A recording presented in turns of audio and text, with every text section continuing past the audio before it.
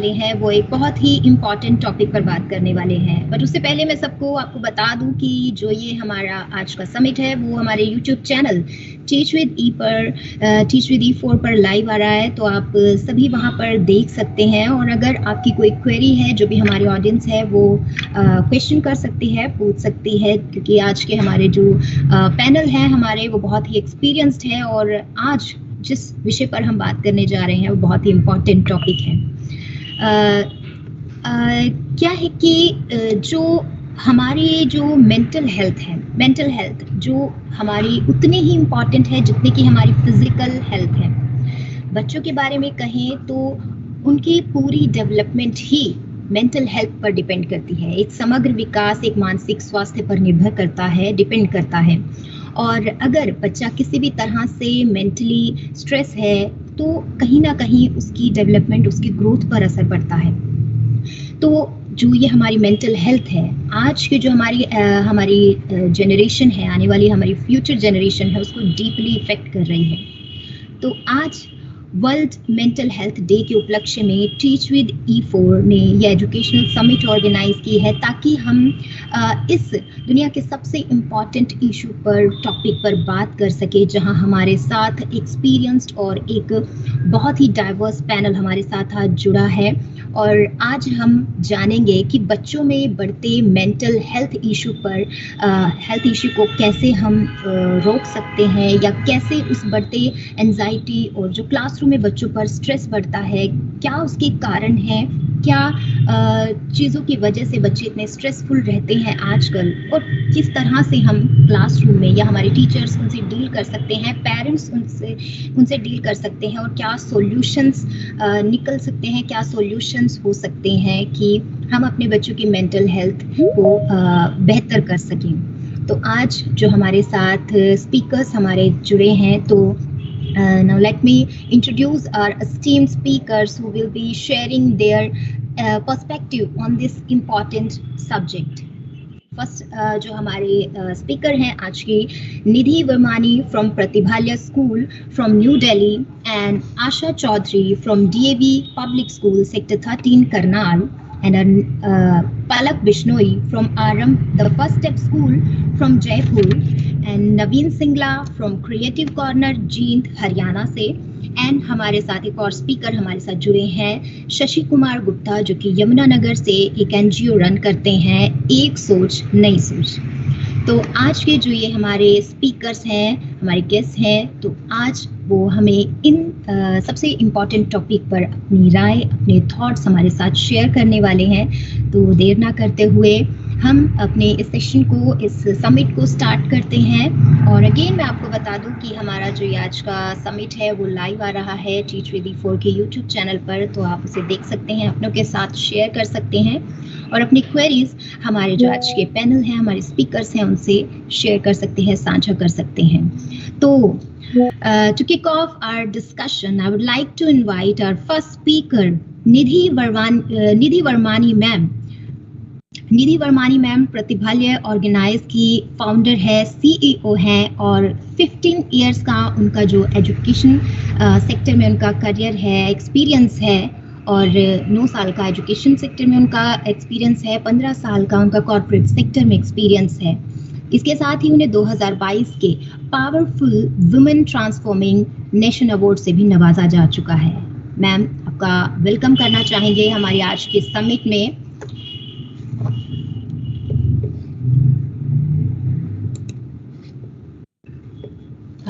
Please unmute your mic and share your valuable thoughts to our audience. Your mic is mute, ma'am. Your mic is mute.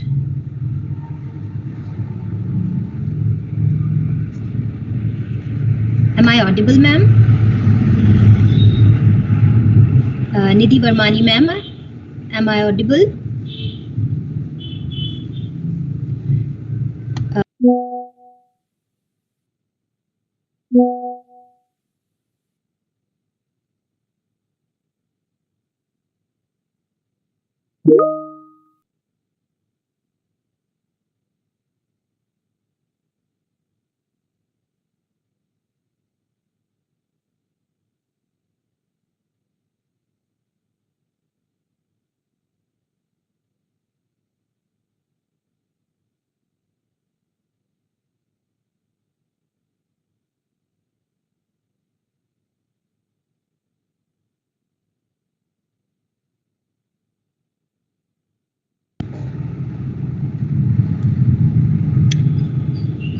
Nidhi Varmani ma'am.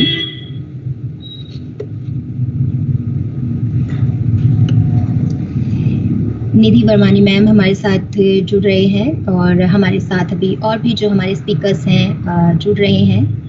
तो हम चाहेंगे कि जो भी हमारी audience है वो अपने जो भी उनके क्वेश्चन हैं, उनके क्वेरीज है, वो ज़रूर लेकर आए ताकि हमारे स्पीकर्स जो हैं उनको आंसर कर सके आपको। और जो आज की एजुकेशन मीट का एक मोटिव है वो कहीं ना कहीं हम सक्सेसफुल हो पाएँ उसमें टीचर B4, क्योंकि बच्चों की मेंटल हेल्थ एक सबसे बड़ा इशू है।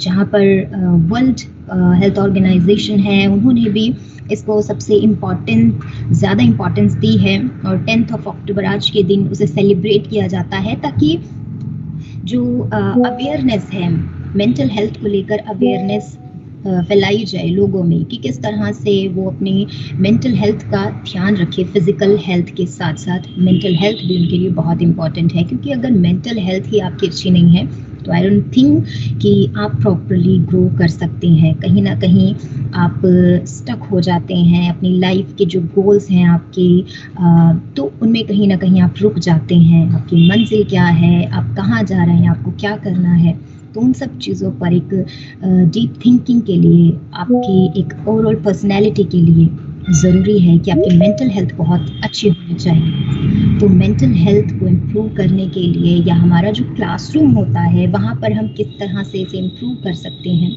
तो आज जो हमारे स्पीकर हैं निधि वर्मानी मैम हमारे साथ जुड़ चुके हैं और वो हमारे साथ इस टॉपिक पर अपने व्यूज़ शेयर करेंगी। निधि वर्मानी मैम, आपको बहुत बहुत स्वागत है हमारे इस एजुकेशन मीट में। Thank you so much, ma'am. I hope I'm audible now. Yes, ma'am. You're audible. You're visible. Thank you so much. Thank you so much. Technical glitch तो I think कि हमारा एक part and parcel हो गया online meetings का. Yeah, sure. Yeah. Yes. Thank you so much for inviting me for this important topic and an important session. Good afternoon, everyone. Today, I stand before you not only as the founder of Pratibhalaya, an institute deeply committed to foster talent and empowering individuals, but also as someone who believes in the holistic development of each individual. At Pratibhalaya, we emphasize that education is not only about academics, but about nurturing mind, body, and soul. And with this vision, I wish to address the growing issue of mental health challenges in our classrooms. पिछले कुछ सालों से mental health issue बच्चों में बहुत alarming rate से increase हो रहा है और स्टडीज रिवील करते हैं कि एंजाइटी, डिप्रेशन और स्ट्रेस रिलेटेड डिसऑर्डर्स बहुत हाई रेट में बच्चों को अफेक्ट कर रहे हैं। और ये इश्यूज अगर अभी भी एड्रेस नहीं किए जाते हैं तो ये सिर्फ ना उनकी एकेडमिक परफॉर्मेंस को इम्पैक्ट करेगा, बट ये बहुत नेगेटिव इम्पैक्ट उनकी सोशल और इमोशनल डेवलपमेंट से भी छोड़ेगा। So, what are the causes of this mental health issues?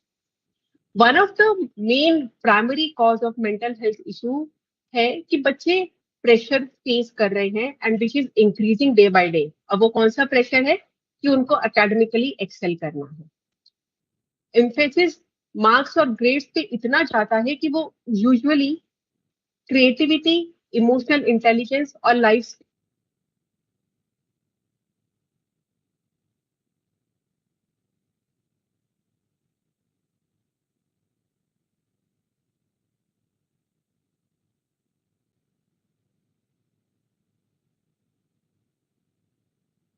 आजकल बैलेंस ही नहीं कर पाते हैं अपनी एकेडमिक लाइफ को और अपनी पर्सनल लाइफ को।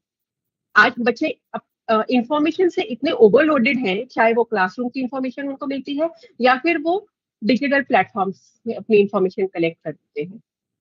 सोशल मीडिया के ऊपर 24/7 की जो कनेक्टिविटी है, जो कि एक बहुत ग्रेट टूल हो सकती है लर्निंग के लिए, बट वो अपने साथ अब कुछ ड्रॉबैक्स भी लेकर आती है। For example comparison, peer pressure या फिर a false sense of self worth. मेरे इंस्टाग्राम पे इतने फॉलोअर्स है, मेरे पोस्ट को इतना लाइक किया, ये स्टोरी हम सबको जब पता है।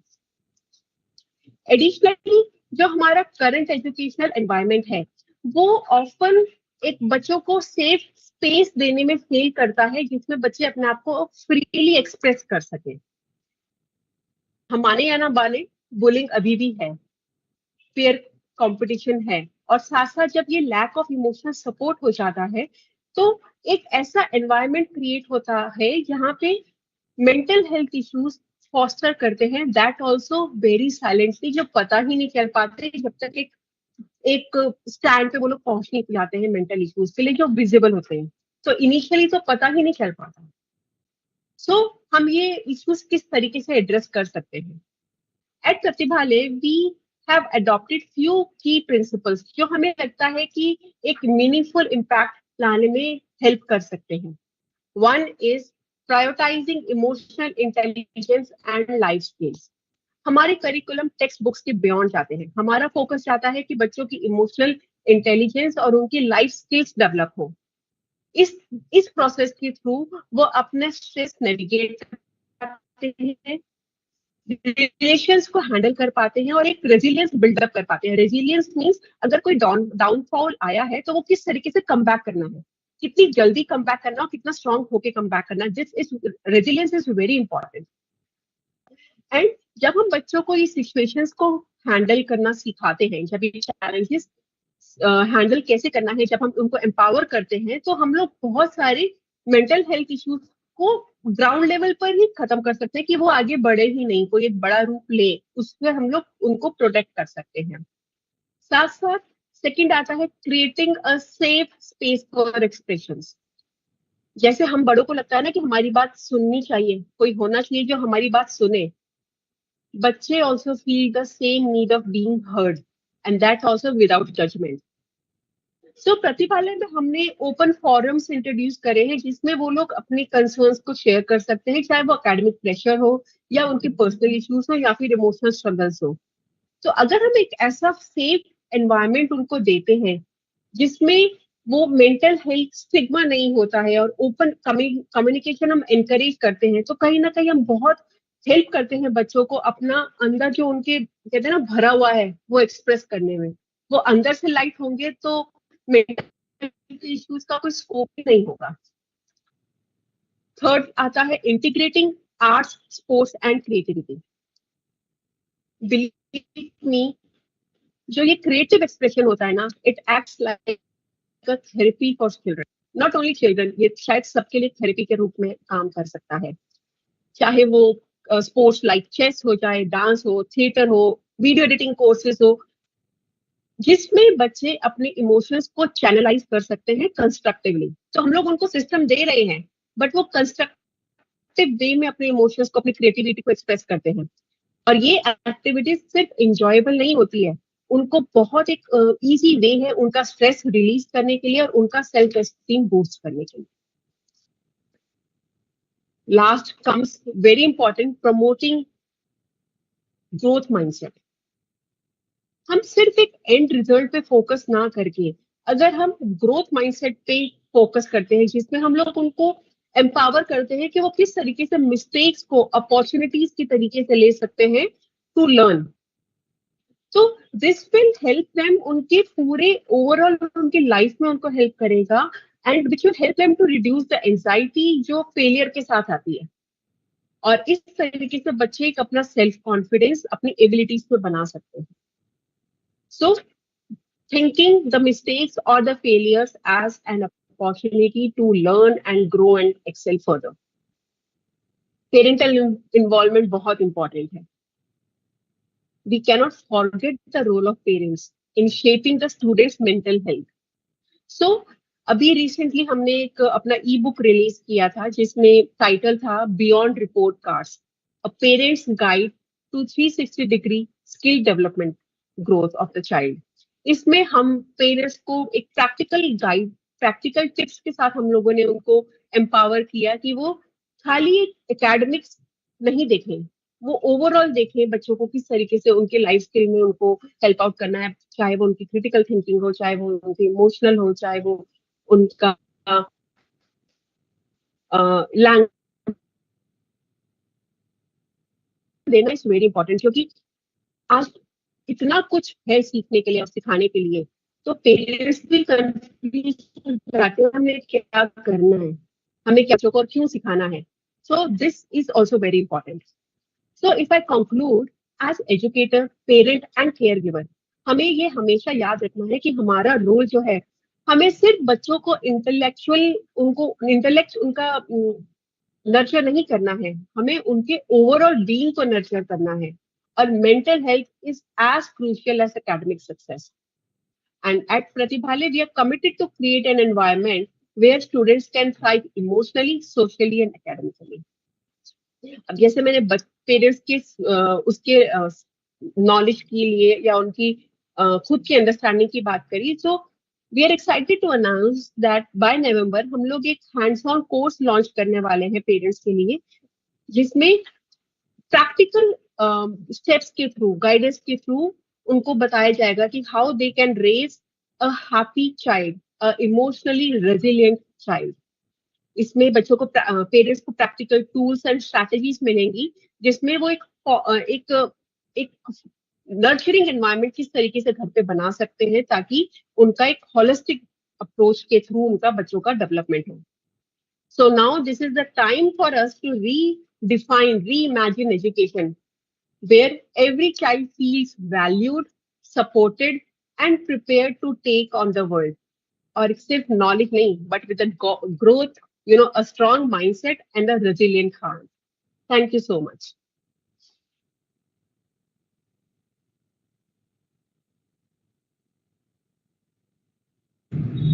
Thank you so much ma'am, thank you. जो भी आपने हमें इंफॉर्मेशन, जो अपने अपने वैल्यूएबल थॉट्स हमें हमारे साथ शेयर किए हैं, सच में अगर हम इन पर वर्क करें तो डेफिनेटली आई नो कि हो सकता है कि जो बच्चों का जो मेंटल इशू रहता है, क्लास में मेंटल हेल्थ इशू रहता है, तो कहीं ना कहीं कुछ हद तक कम हो सकता है. या अगर पूरा डीपली अगर पेरेंट्स का इन्वॉल्वमेंट हो, जो भी चीज़ें आपने बताई हैं, आई थिंक कि बहुत अगर उन सब पर वर्क किया जाए तो मेंटल हेल्थ इशू जो सबसे बड़ा एक इशू क्लासरूम में स्पेशली बच्चों के लिए बहुत बड़ी प्रॉब्लम होती है, टीचर्स के लिए भी, क्योंकि क्लास में डील करना सबसे बड़ी बात होती है. अगर बच्चों को मेंटली स्ट्रेस है तो वहाँ पर उस बच्चे से कैसे डील किया जाए, तो सबसे बड़ी प्रॉब्लम है. और अगर टीचर उसे बहुत अच्छे से समझ पाए और उस पर काम करे तो आई थिंक जो भी आपने चीज़ें बताई हैं वो बहुत हेल्पफुल होगी. हमारी जो ऑडियंस हमारे साथ जुड़ी है लाइव, और जो भी हमारे साथ स्कूल्स हैं उनके लिए भी वो कहीं ना कहीं हेल्पफुल रहेगी अगर वो इन सब चीज़ों को, इन सब बातों को फॉलो करें. Thank you so much ma'am,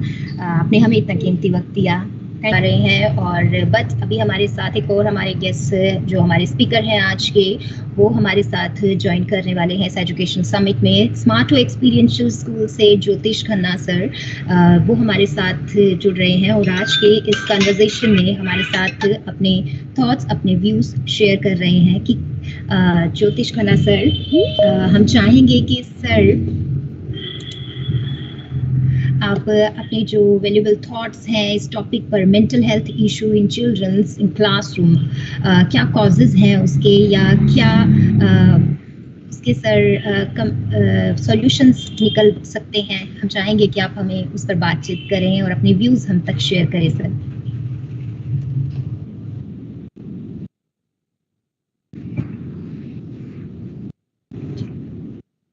ji sir. Yes sir, yes sir, yes sir, you're audible sir. जी.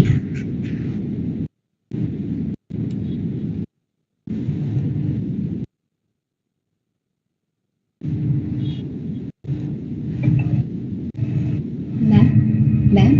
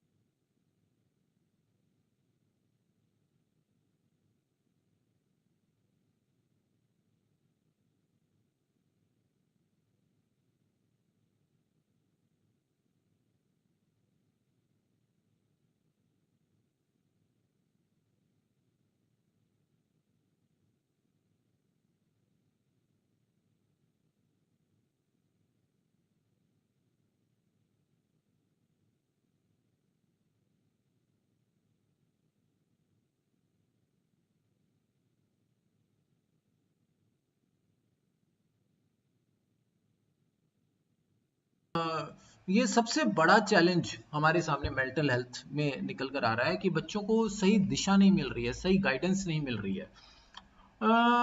हम बहुत सारी तरह के अंधविश्वासों में फंसे हुए हैं। हम बहुत सारी तरह की उल्टी पुल्टी चीज़ों में फंसे हैं। चाहे वो मार्क्स की दौड़ है, चाहे वो हमारे पेरेंट्स का प्रेशर है, चाहे वो टीचर्स का अपना माइंडसेट है। हमारे ऊपर दुनिया भर की चीज़ें हमारे ऊपर थोप दी जाती हैं।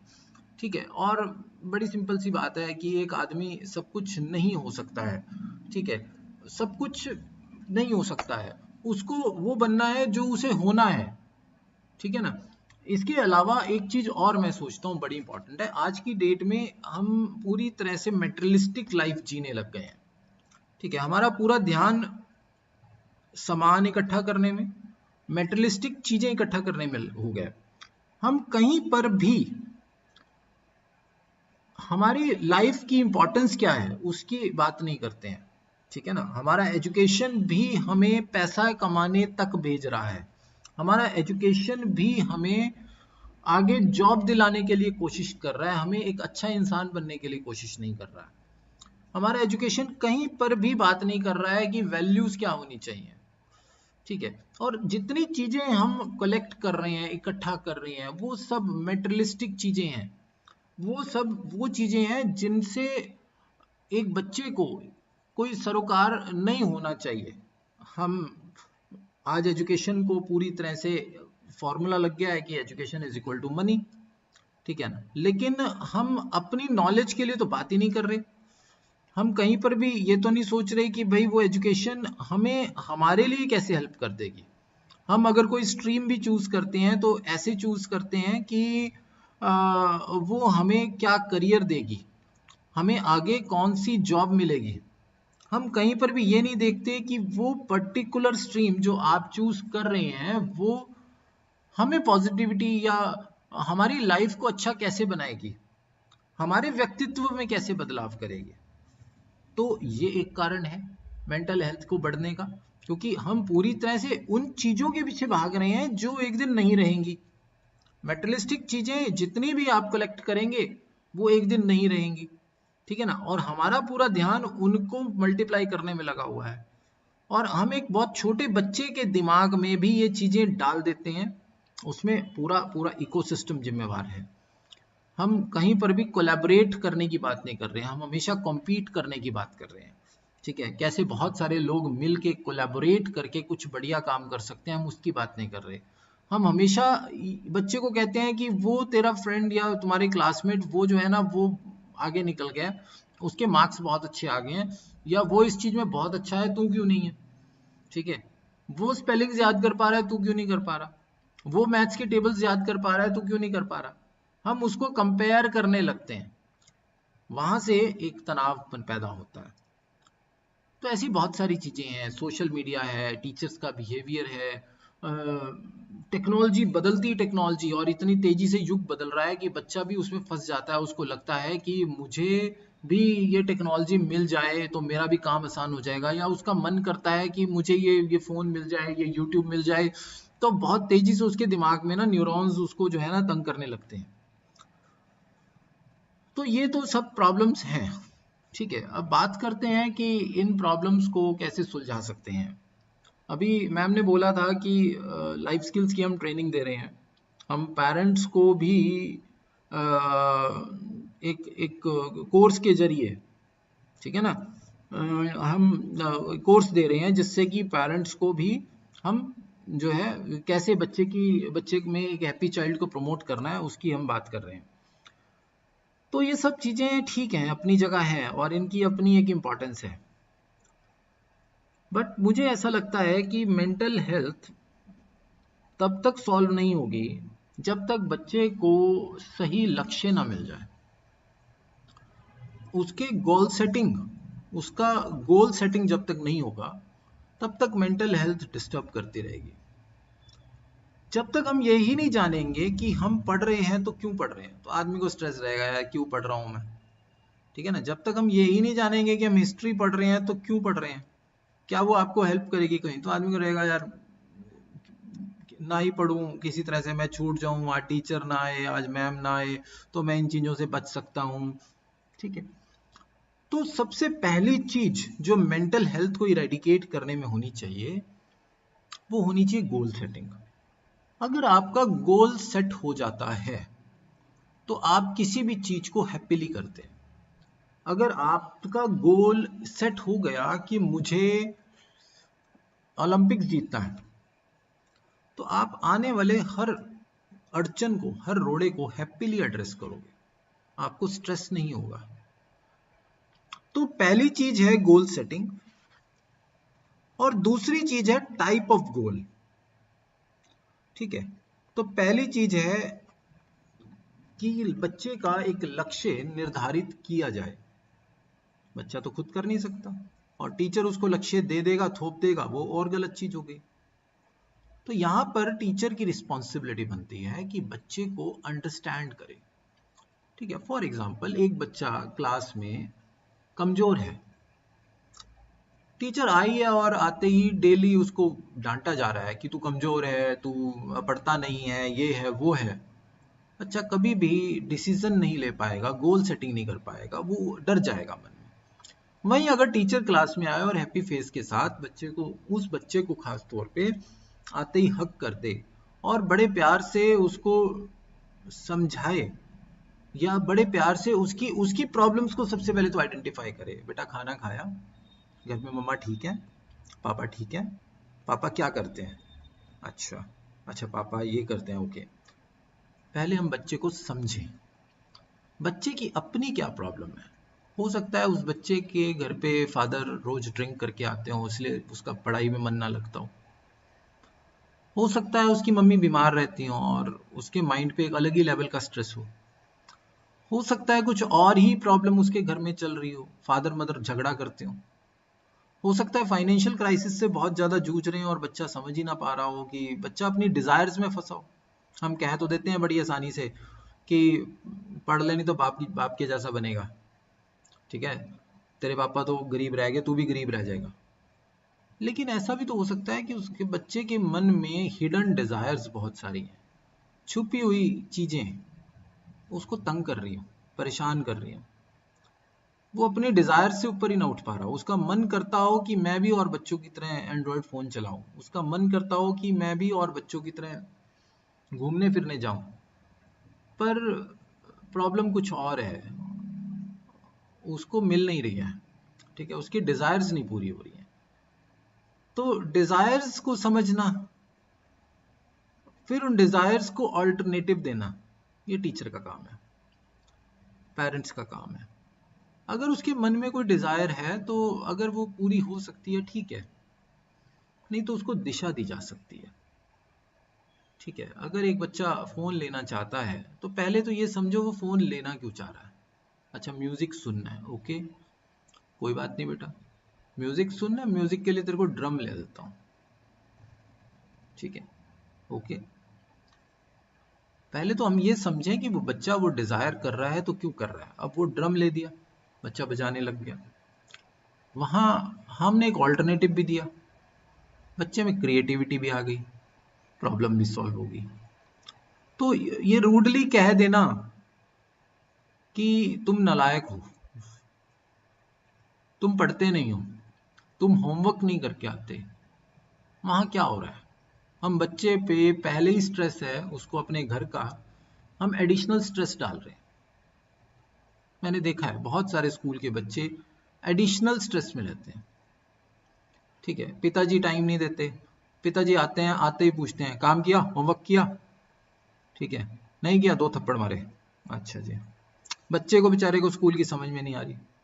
स्कूल वाला चाहता है कि हम स्कूल में कुछ पढ़ाए ना, बच्चा ट्यूशन जाए। बच्चा बेचारा ट्यूशन आ जाता है, ठीक है, 1 घंटा ट्रैवल करके घर पहुंचता है, फिर उसके बाद 2 घंटा ट्यूशन पे चला जाता है। ट्यूशन के बाद घर वाले वैसे ही नहीं उसको फ्रेंड्स में नहीं जाने देते, तो वहां जाएगा गालियां सीखेगा, उसको और किसी काम में उलझा लिया, ठीक है। पिताजी आते हैं, आते ही डांट देते हैं। 6 बजे पिताजी आए, बच्चा 6 बजे घर आया ट्यूशन से, 6 बजे पिताजी ने डांट दिया। अब वो पहले सुबह का बच्चा बेचारा स्ट्रेस स्ट्रेस स्ट्रेस स्ट्रेस, शाम तक आते वो फेडअप हो जाता है, गिव अप कर देता है।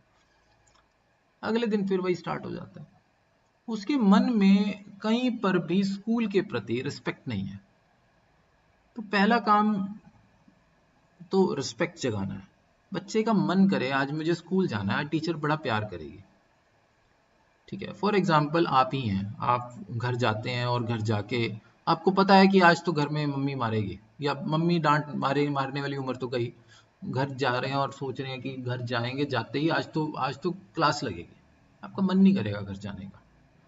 सिमिलरली अगर एक बच्चे को ये लग रहा है कि मुझे स्कूल जाते ही डांट पड़ जाएगी, तो बच्चे का मन नहीं करेगा स्कूल आने का, उसके माइंड में स्ट्रेस होगा। तो स्ट्रेस तो हमने खुद क्रिएट किया हुआ है, और फिर हम बात कर रहे हैं मेंटल स्ट्रेस बढ़ गया, मेंटल स्ट्रेस बढ़ गया। स्ट्रेस किसने क्रिएट किया है? स्ट्रेस स्कूल ने क्रिएट किया है। आज तो स्कूल लेट आया है, आज तो होमवर्क नहीं करके आया है, आज तुम टेस्ट की तैयारी नहीं करके आए हो, ठीक है ना, आज तुम तैयार नहीं हो, पढ़ के नहीं आए हो, वट एवर 10 तरह की चीजें हैं। तो वो मेंटल स्ट्रेस तो पैदा हो ही गया, ठीक है। तो वो मेंटल स्ट्रेस तो तरह तरह की फॉर्मेट में पता नहीं कितनी तरह से वो पैदा हो ही गया। तो बच्चा अगर स्कूल आ रहा है, सबसे पहले उसको प्यार मिले, उसके बाद उसका मार्गदर्शन किया जाए, गोल सेटिंग में उसकी हेल्प की जाए कि तुम्हारी ये वीकनेस है, ये स्ट्रेंथ है, ये अपॉर्चुनिटी है, ये स्ट्रेंथ, ये थ्रेट्स हैं। इन सब चीज़ों को देखते हुए एक स्वॉट एनालिसिस करते हुए हम बच्चे को हेल्प करें उसके गोल को सेट करने में कि तुम क्या कर सकते हो और तुम्हें ये जो करना है ये क्यों करना है, और इसमें ये चीजें तुम्हें पढ़नी है, इसलिए तुम पढ़ रहे हो, और ये चैलेंजेस आएंगे, इसको तुम्हें इस गोल के लिए फेस करना है, ठीक है। तो goal setting and the type of goal. अब वो गोल ऐसा होना चाहिए जो पूरी तरह से सेल्फिश एंड्स पे ना ले जाता हो। अगर वो गोल है कि मुझे मिलेनियर बनना है, तो उसमें कुछ प्रॉब्लम है। मिलेनियर बनने के लिए तुम 10 तरह के इलीगल काम भी कर सकते हो, ठीक है ना। तो वो गोल किस तरह का आप बना रहे हैं। अगर वो गोल पूरी तरह से सेल्फिश एंड्स पे मीट कर रहा है, तो वो गोल में प्रॉब्लम है। हम एक अच्छे समाज का निर्माण नहीं कर रहे हैं उसमें। तो हमें ये भी सिखाना है कि वो गोल ऐसा होना चाहिए जिसमें आप के फायदे के साथ दूसरों का भी फायदा होना चाहिए, और कई बारी दूसरों का ही फायदा होना चाहिए, ठीक है। बट सिर्फ सेल्फिश एंड्स पे बना गोल मेटेरियलिस्टिक गोल कहलाता है, ठीक है। लेकिन जब हम दूसरों के फायदे की बात करते हैं, वहां पर हो सकता है हमारा अपना भी फायदा हो, उसमें भी कोई ज्यादा बुराई नहीं है। बट दूसरों के फायदे के साथ अपना फायदा है या नहीं है, बिल्कुल उस चीज को छोड़ देना तो सबसे ऊंचा गोल हो गया, वो तो हाईएस्ट स्टेज हो गया गोल की, इंटीग्रेटेड स्टेज हो गई, ठीक है ना। तो goal should be either integrated goals और अ स्पेशलाइज्ड गोल, ठीक है ना, but it should not be totally a selfish goal. तो ऐसे गोल्स अगर हम बच्चे को सेट करने में हेल्प करते हैं और साथ में उसको ये भी समझाते हैं कि किस तरह से आप एक अच्छे सोसाइटी की डेवलपमेंट कर सकते हैं, तो ऑटोमेटिकली बच्चे का मन लगने लगता है, और वहां पे हम किसी तरह से इस स्ट्रेस को रिलीव कर पाते हैं, ठीक है। वो स्ट्रेस बच्चे की हार्ड वर्किंग में कन्वर्ट हो जाता है। देखो, पढ़ना मजबूरी में भी है, पढ़ना अपनी खुशी से भी है। अगर अपनी खुशी से पढ़ रहे हैं तो वो ऑटोमेटिकली हार्ड वर्किंग में कन्वर्ट हो जाता है, और मजबूरी में पढ़ रहे हैं तो वो स्ट्रेसफुल लर्निंग में कन्वर्ट हो जाता है। तो ये कुछ छोटी छोटी चीजें हैं जो अगर करी जाए तो बच्चे में जो है स्ट्रेस को हम कम कर सकते हैं। जी सर। इसी तरह से सर हमारे साथ एक और जो स्पीकर है वो भी आप ही की तरह जो चीज़ें आपने बताई हैं, एक ह्यूमैनिटी जो बच्चों में, मानवता की कमी या इस तरह की वैल्यूज़ में जो बच्चों में कमी दिखती है, उन्हीं चीज़ों को आगे बढ़ा रहे हैं, उन्हीं चीज़ों पर वर्क कर रहे हैं। हमारे साथ एक स्पीकर हैं, तो उन्हें भी मैं इन्वाइट करना चाहूँगी, हमारे साथ जुड़े हुए हैं। ज्योतिष सर, आपने जो भी चीज़ें हमें बताई हैं वो बहुत ही डेफिनेटली वो हेल्पफुल हैं। जो भी आपने चीज़ें बताई कि बच्चों के साथ एक टीचर का इमोशनल बॉन्ड बहुत ज़रूरी है। बच्चों में कैसे बच्चा पूरे दिन वर्क कर रहा है, कैसे उसका घर का काम या एक घर का एनवायरनमेंट है, वो भी एक टीचर को पता हो या किसी तरह से उनका एक इमोशनल बॉन्ड उनके साथ जुड़ा हो, तो बच्चा एक स्कूल में उसके लिए एक अच्छी शुरुआत, दिन की शुरुआत होगी और दिन का एंड भी उसका अच्छा होगा और वो पॉजिटिव ही रहेगा। जहाँ सर ने हमें चीज़ें बताई हैं, और साथ ही पेरेंट्स का जो सपोर्ट है उनका भी फुल सपोर्ट होना चाहिए। तो हमारे साथ जो थैंक यू सो मच ज्योतिष सर, और हमारे अभी जो नेक्स्ट स्पीकर हमारे साथ जुड़े हैं शशि गुप्ता सर, शशि कुमार गुप्ता सर, आपका मैं वेलकम करना चाहूँगी हमारे इस आज के एजुकेशनल समिट में। शशि कुमार गुप्ता जी के बारे में मैं बता दूँ, ये एक फाउंडर है एक NGO एक सोच नई सोच के, जो पिछले 9 सालों से यमुनानगर में साइंटिफिक टेम्परामेंट पर काम कर रहे हैं और अंधविश्वास के खिलाफ ये लड़ाई लड़ रहे हैं। एक सोच नई सोच NGO ह्यूमैनिटी, इक्वल अपॉर्चुनिटी और इन्वायरमेंट रिस्टोरेशन पर काम करता है। यमुनानगर के 15 डिपार्टमेंट्स ने इन्हीं काम के, इन्हीं एफर्ट्स को देखते हुए इन्हें सम्मानित भी किया है। बहुत सारे कॉलेजेस के साथ ये कोलैबोरेटिवली अपने गोल्स को अचीव करने के लिए एक अच्छे अंधविश्वास से परे एक समाज को बनाने के लिए काम कर रहे हैं। शशि गुप्ता सर, आपका मैं वेलकम करना चाहूँगी हमारे इस आज के समिट में, और मैं चाहूँगी कि आप अपने जो वैल्यूएबल थॉट्स हैं हमारे साथ शेयर करें, जो बच्चों में एक जो स्ट्रेस लेवल है, मेंटल हेल्थ है, उसके बारे में हम चाहेंगे कि आप अपने विचार रखें सर।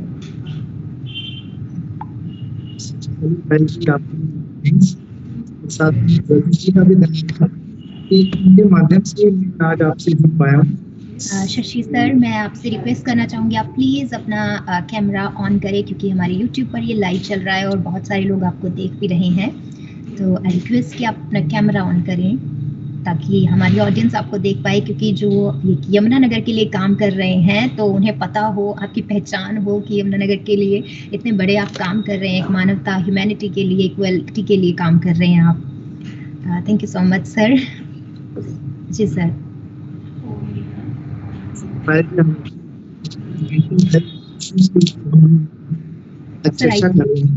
नेटवर्क इशू है, आपकी वॉइस नहीं आ रही क्लियर।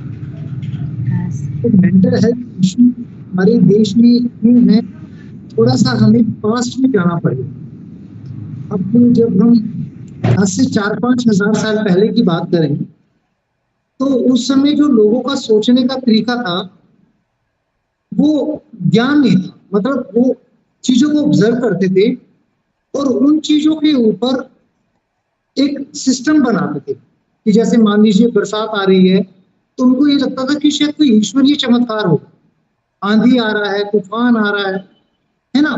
उस समय कोई उनके पास सोल्यूशन नहीं था, लेकिन उनको ये पता होता था कि कुछ ना कुछ घटनाएं घट रही और उसके लिए कोई ना कोई ईश्वर है। तो ऐसे धीरे धीरे समाज जब आगे बढ़ा, हम लोग अपडेट होते चले, हम लोग अच्छे घर में आ गए, हमारी जूते अच्छी हो गई, स्कूल हमें अच्छे चाहिए, हमारा मतलब रहना सहना अच्छा हो गया, है ना। लेकिन हमारा जो एजुकेशन सिस्टम था उसके अंदर जो विचार था वो आज भी वही 5000 साल पहले वाला। आज भी हम लोग ईश्वर को उतना ही मानते हैं। हमारी जो एजुकेशन व्यवस्था है इसकी वजह से हम लोग डिप्रेस हो गए। आज डिप्रेस होने का कारण कोई भी टीचर देश के जो वास्तविक मुद्दे हैं उसके बारे में जानता नहीं। टीचर को यही नहीं पता कि मैं स्टूडेंट्स को पढ़ा क्यों रहा हूं, अब पेरेंट्स को भी नहीं पता कि हम बच्चों को क्यों पढ़ा रहे हैं, और इस चक्की में हमारा बच्चा पिस जाता है।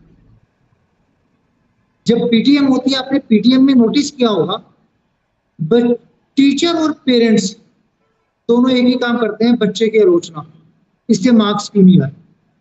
हम उस बच्चे की और क्या क्या प्रोस्पेक्ट में अच्छा काम कर रहा है उसमें तो कभी बात ही नहीं करते।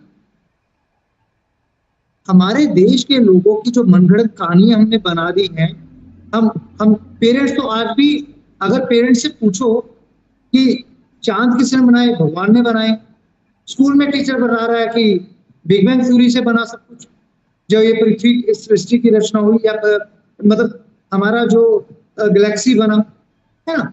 तो अल्टीमेट अभी तो टीचर को यही नहीं पता कि बच्चे के फेवर में क्या बात करनी है, और पेरेंट्स को नहीं पता कि बच्चे की रिक्वायरमेंट क्या है। क्योंकि आज पहले तो पेरेंट्स 10वीं कर लेते तो जॉब मिल जाती थी, आज क्या है कि 10वीं के बाद ग्रेजुएशन कर लो, पीएचडी कर लो, तब भी बेरोजगार हो। क्योंकि हमें डिग्री लेने के लिए हम काम कर रहे हैं, सर्टिफिकेट लेने के लिए काम कर रहे हैं। क्यों पढ़ रहे हैं, साइंस क्यों पढ़ रहे हैं नहीं पता।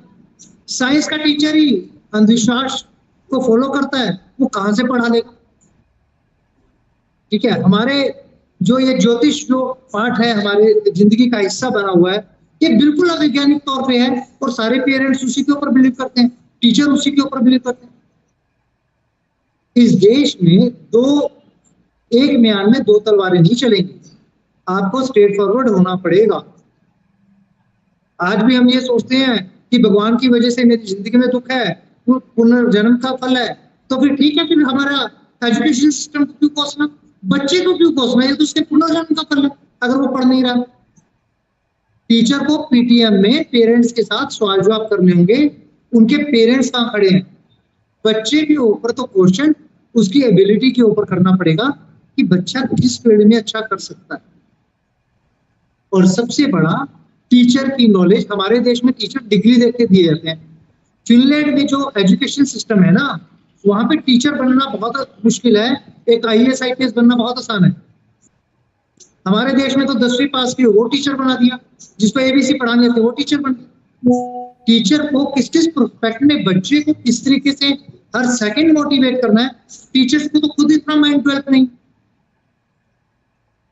तो सबसे बड़ी बात, ना टीचर को पता, पेरेंट्स से बात कर लो, पेरेंट्स कहाँ खोया हुआ है। 24 घंटे तो नाटकों में, 24 घंटे मूवियों में, 24 घंटे अपने परिवारों की आलोचना करने में।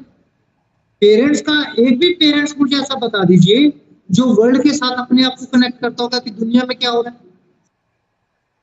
भगवान की मर्जी से हो रहा है तो होने तो फिर भगवान की मर्जी से। डिप्रेशन का सबसे बड़ा कारण ये क्या है, किसी को यही नहीं पता कि मेरी परिवार के प्रति क्या जिम्मेदारी है। हम लोग शादियों में, ब्याहों में, फालतू के कामों में उलझे हुए हैं। शादियों में कर देते हैं 20-50 करोड़ रुपए खर्च, और ये नहीं पता मुझे करना क्या। जगराते करा रहे हैं, कोई मन्नतें पूरी होंगी, जा रहे हैं देवियों के ऊपर बहुत ज्यादा कि पता नहीं कहां से हमारा लोग कर्जा लेके जाते हैं। मेंटल डिप्रेशन में तो आएंगे ना जब लोगों को यही नहीं पता कि हमारे जीवन में जो भी बदलाव आएगा देश के पॉलिटिकल सिस्टम के थ्रू आएगा। जब चुनाव होते हैं, जब धारा 144 लगती है, 4 लोग भी नहीं खड़े हो सकते। आप बस से एक स्टेट से दूसरे स्टेट में, जब तक आपकी सरकार की मर्जी है तब तक तो आप जा सकते हो। जिस दिन आपकी सरकार की मर्जी नहीं होगी आप घर से बाहर नहीं निकल सकते।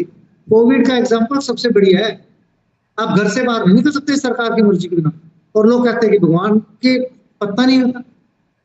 तो लोगों को तो अभी ये ज्ञान ही नहीं है कि सच क्या है। लोग उस अंधविश्वास को सच मानते हैं, उस अज्ञानता को सच मानते हैं जो कि एग्जिस्ट ही नहीं करता। आज अगर अमेरिका की हम बात करें, चाइना की बात करें, वो किस तरीके से डेवलप किए, उन्होंने किस एजुकेशन को फॉलो किया, किस तरीके से बच्चों को मोटिवेट किया। हमारे यहाँ कोई बच्चा बाइकर है, हम उसको चपेट मारेंगे, जबकि फॉरेनर में क्या होता है कि अगर बच्चा उनको दिख रहा है ना कि कोई बहुत अच्छी बाइक चला रहा है, उसको मोटिवेट करते हैं कि तू इसमें कैरियर बना सकता है। हमारे देश में क्या कि बच्चा थोड़ा सा बोलता है, ये तो बड़ा बदतमीज है। हमने उनकी इच्छाओं के ऊपर, उनकी सोच के ऊपर इतनी पाबंदियां लगा दी हैं। एक लड़का एक लड़की आपस में बैठे हैं, दोनों को हम कैरेक्टरलेस बोल रहे हैं। उनकी पर्सनल लाइफ को कैसे एंजॉय कर रहे हैं बात ही नहीं। सुबह उठने से लेकर रात के सोने तक आपकी जो भी जरूरतें हैं वो आपको सम्मानपूर्वक कैसे मिले, उसमें आपको आगे बढ़ने का कैसे अवसर मिले, इसमें तो कोई बात ही नहीं करता। हमारे देश में क्या है कि कोई व्यक्ति अच्छा कर रहा है, इसका कोई ना कोई फायदा होगा। अरे अच्छा करेगा तो उसका तो फायदा होगा ही होगा। हमने हर व्यक्ति के लिए रिस्ट्रिक्शंस लगाए। हमें खुले मन से हर व्यक्ति का स्वागत करना पड़ेगा। वो जो करना चाहता है उसकी भावनाओं को समझना पड़ेगा और उसको वो अवसर देने पड़ेंगे। स्कूल का मतलब ये, स्कूल का मतलब नंबर देना नहीं है कि मैंने अब कंपटीशन इतना बढ़ गया है, पॉपुलेशन बढ़ गई है, टेक्नोलॉजी आ गया है, ह्यूमन को चेंज करके रोबोट्स आ रहे हैं, अब तो वैसे भी इंसान की जरूरत नहीं। अब जो डिप्रेशन लेवल है वो किस लेवल का बढ़ने वाला है, अब तो आपके पास पैसा भी नहीं। एक समय था कि आपको 10वीं पास करके जॉब मिल जाती थी, 12वीं पास करके जॉब मिल जाती थी। आज इवन तो जो IITian है जो 25, 30, 35 लाख रुपए खर्च करके अपनी डिग्रीज ले रहे हैं, उनके लिए भी कैरियर नहीं, क्योंकि हमारी जो कैरियर ओरिएंटेड है वो केवल और केवल डिग्री देने में। हमारी जो एजुकेशन है उसमें सोसाइटीज के मुद्दे नहीं है, उसमें नई इनोवेशन आइडियाज नहीं है, उसमें समाज को कैसे एकजुट किया जाए, समाज की फीलिंग्स को कैसे समझा जाए, ये भावना ही नहीं है।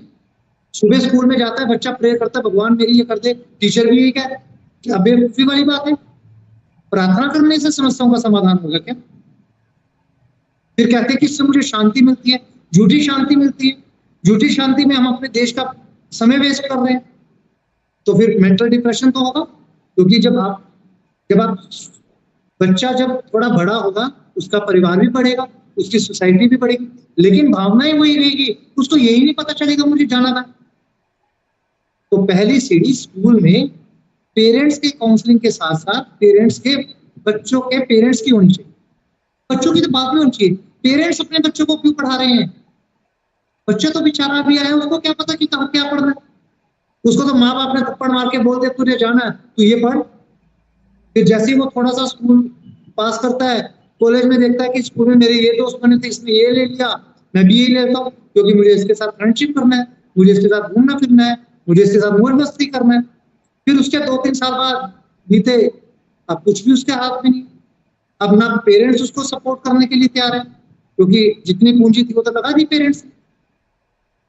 फिर क्या है कि वो बच्चा डिप्रेशन में, फिर वो क्या है कि बेरोजगारी भत्ते में, फिर वो देश के ऊपर बोझ। और अगर वो देश के ऊपर बोझ बन गया तो ना देश का विकास, ना हमारे युवा पीढ़ी का विकास, और फिर उसका सारी उम्र वो डिप्रेशन में रह जाता है, अपनी इच्छाओं को त्यागता रहता है। फिर हमारे देश में ये अनपढ़ बाबाओं को फॉलो करते हैं। अब कितने टीचर्स आपके पास हैं जो अनपढ़ बाबाओं को फॉलो करते हैं? मैं जितने भी मेरे मोबाइल में 40,000 नंबर है, 18,000 से ज्यादा व्हाट्सएप पे ऊपर है। आधे से ज्यादा टीचर देख लो अनपढ़ बाबाओं को फॉलो कर रहे हैं। क्या वो पढ़ा रहे? एक टीचर ये प्राउड ही नहीं फील करवा पाता बच्चे को कि मैं तेरा गुरु हूँ। वो 18 साल बच्चा उसके साथ पढ़ता है और उसके बाद अनपढ़ बाबा की शरण में चला जाता है। ये बाबा तो बहुत अच्छे, बाबा उसे क्या सिखा रहा है? माँ बाप की सेवा करो, ये तो स्कूल का टीचर भी सिखा रहा है, पेरेंट्स भी सिखा रहे हैं। सच बोलो, ये गुरु भी सिखा रहा है, स्कूल का टीचर भी सिखा रहा है, पेरेंट्स भी सिखा रहे हैं, लेकिन बच्चा फॉलो उस अनपढ़ बाबा को करेगा। जिस स्कूल में वो 10-12 टीचर से पढ़ता है, उस टीचर को फॉलो नहीं कर पाता, क्योंकि उसे पता है कि ये टीचर मेरा मूर्ख पढ़ा रहा है, मुझे डरा के पढ़ा रहा है, इसको पढ़ाना भी नहीं आता, मेरी भावनाओं को नहीं समझ पा रहा है, मैं चाहता था। फिर फीस, प्राइवेट स्कूल में फीस का इतना बड़ा मुद्दा है कि एक बच्चा स्कूल में जब जाता है, उसके पेरेंट्स उसकी फीस नहीं पे कर पाते, तो उसको ये लगता है कि मुझे सबके सामने जलील किया जा रहा है, मेरी इंसल्ट की जा रही है। तो ये बहुत सारे मुद्दे हैं जिसके ऊपर राजनीतिक व्यवस्था को ठीक करके किया जाए। कोई भी पॉलिटिकल का टीचर है, किसी को पढ़ लो, क्या उसने एक भी स्टूडेंट को पॉलिटिकल के लिए तैयार किया? इकोनॉमिक्स का पढ़ाने वाला टीचर है, क्या किसी ने वर्ल्ड इकोनॉमिक्स के लिए एक भी टीचर तैयार किया? जॉब इतना तो जरूर तैयार कर दिया होगा कि उसको जॉब मिल जाए, छोटा मोटा बिजनेस कर ले, और उसका दिमाग कहाँ पे है? अब वोट देने जाते हैं, एक भी टीचर ये बता दे कि वो वोट क्यों दे रहे? क्या उसने किसी राजनीतिक पार्टी का मैनिफेस्टो पढ़ा, किसी राजनीतिक पार्टी से सवाल जवाब किया? डिग्री दे के हमने टीचर भर्ती किए हुए हैं और वो हमारे देश का बेड़ा गर्क कर रहे हैं। और हम बड़े गर्व से कहते हैं कि टीचर हमारे भारत का निर्माता है। बेड़ा गर्व करती है। अच्छे पॉलिटिकल सिस्टम नहीं तैयार करता है टीचर। किसी भी टीचर को आप देखो, वो आंदोलन करेंगे सड़कों पे। किस बात के लिए करेंगे? मेरी सैलरी बढ़ जाए, मुझे काम ना करना पड़े। किसी टीचर ने कभी आंदोलन किया कि रिफॉर्म्स क्या होने चाहिए? कोई अपने जो एजुकेशन मिनिस्टर उसको ज्ञापन दिया कि एजुकेशन सिस्टम में क्या होना चाहिए? ये इतनी जो छुट्टी है, 365 दिन में से 180 दिन स्कूल लगते हैं, 180 दिन छुट्टी होती है। तो 180 दिन छुट्टी होती है, स्कूल तो संडे को भी लगना चाहिए। जब हमारा देश पूरे वर्ल्ड में इतना पिछड़ा हुआ है, तो इस देश में तो एजुकेशन रिफॉर्म्स की जरूरत है, लेकिन कोई भी टीचर बात नहीं करेगा। तो जब तक हम लोग पूरा चिंतन और मनन नहीं करेंगे, रविदास की छुट्टी है, रविदास को पूजने लग जाओ, लंगर लगा लो, ये रविदास ने कहा था क्या? रामनवमी आ गई, रामनवमी की छुट्टी कर दो, राम को पूजा करो, ये काम करना है क्या देश में? सारे देश को लंगर में लगा दिया और आज लंगर ही बट रहा है। मेंटल डिप्रेशन आएगा क्यों? इसी कारण आएगा, देश के ना तो नेताओं को पता है, अब देश की जनता को पूछो, क्या उन्होंने किसी स्कूल को आज तक अडॉप्ट किया? हमारे देश में क्रिया होती है मरने के बाद, उस मंदिर को दे दो दान। क्या किसी स्कूल को 500 रुपए दान दिए इस देश के लोगों ने? तो अल्टीमेट कट गए। तो अल्टीमेट क्या है कि चीजों को हमें समझना पड़ेगा कि डेवलप कैसे करनी है, देश कैसे डेवलप होगा, हमारी युवा पीढ़ी कैसे डेवलप होगी, जो मुद्दे हैं, महिलाओं के मुद्दे क्या हैं, ये है एजुकेशन। डिग्री देना एजुकेशन नहीं है। राजनीतिक मुद्दे क्या है, बिजनेस के मुद्दे क्या है, वर्ल्ड किस दिशा में जा रहा है। अब तो रोबोट्स आने वाले हैं, अब तो वैसे भी इंसानों की जरूरत नहीं है, तो लंगर ही खाएगा पूरा देश। तो मेंटल डिप्रेशन का यही सबसे बड़ा कारण है। हमारे पूर्वजों ने, भारत जब आजाद हुआ, लाखों लोगों ने कुर्बानियां दी, वो इसलिए दी थी कि ये सारे भेदभाव खत्म होंगे, अच्छा सोचेंगे, कोई व्यक्ति अन्याय नहीं कर पाएगा, सबको न्याय मिलेगा। इसके ऊपर तो आज बात ही नहीं। जिसके पास शक्ति है वो सारे काम कर ले, वो जो चाहे वो कर लेगा। वो गलत भी कर ले उसको तब भी ठीक है, और ठीक कर ले उसको गलत भी कर सकते हैं। टीचर्स ने कभी भी क्वेश्चन नहीं उठाया। जब टीचर्स में रिफॉर्म्स होने वाली बातें थी, तब इनकी सैलरीज इनको बढ़ानी थी, सैलरी बढ़ा दी। ना प्राइवेट स्कूल में एजुकेशन सिस्टम अच्छा हो पा रहा है, ना सरकारी स्कूलों में अच्छा हो पा रहा है।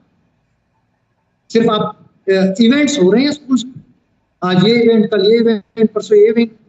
बच्चे कहाँ जाएंगे? सुसाइड्स कितने बढ़ गए हैं। तो देखना पड़ेगा कि हमारा देश कहाँ जा रहा है। अब पॉपुलेशन कंट्रोल पे कोई भी टीचर बात नहीं करता। किसी टीचर ने कोई मुहिम छेड़ी है क्या? तो और टीचर को कहा मुझे गुरु बनना, गुरु बनना। तो ये बहुत बड़े मुद्दे हैं, और 1 सोच नहीं सोच इन सभी मुद्दों पे काम कर रही है।